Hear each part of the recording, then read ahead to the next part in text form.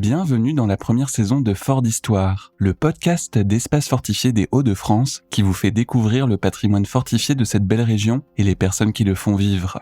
Ici, vous entendrez des échanges authentiques entre des publics éloignés du patrimoine et des invités passionnés par ces lieux imprégnés d'histoire.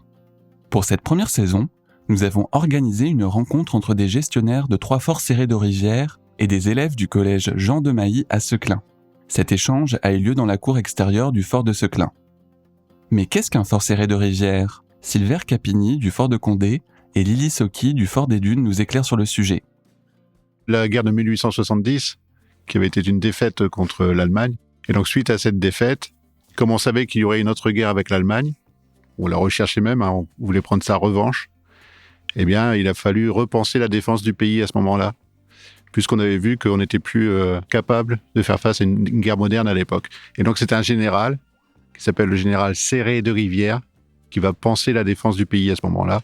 Et ça va donner tout ce système de fortification qui porte son nom, le système Serré de Rivière. Donc, c'est 200 à 400 ouvrages fortifiés dans toute la France en moins de 10 ans. Donc, c'est une œuvre assez colossale. Et c'était effectivement donc, pour protéger les frontières de l'Est, du Nord. Il y avait également un petit peu dans le Sud, jusqu'à Nice. Et puis, autour de Paris aussi. Il y avait plusieurs lignes défensives, en fait. Voilà.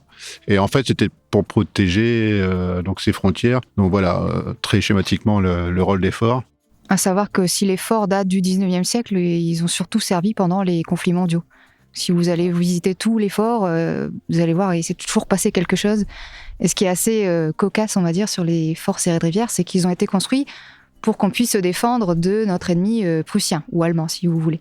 Et en fait, à travers l'histoire, c'est surtout les Allemands qui ont utilisé les forts. Donc, Serré de Rivière ne s'attendait probablement pas à ça quand il a créé son système. Merci pour votre écoute. Dans les prochains épisodes, nous nous pencherons sur 3 forts serrés de rivière des Hauts-de-France, le fort de Seclin, le fort de Condé et le fort des Dunes. Retrouvez plus d'informations sur le site et les réseaux sociaux d'Espaces Fortifiés des Hauts-de-France.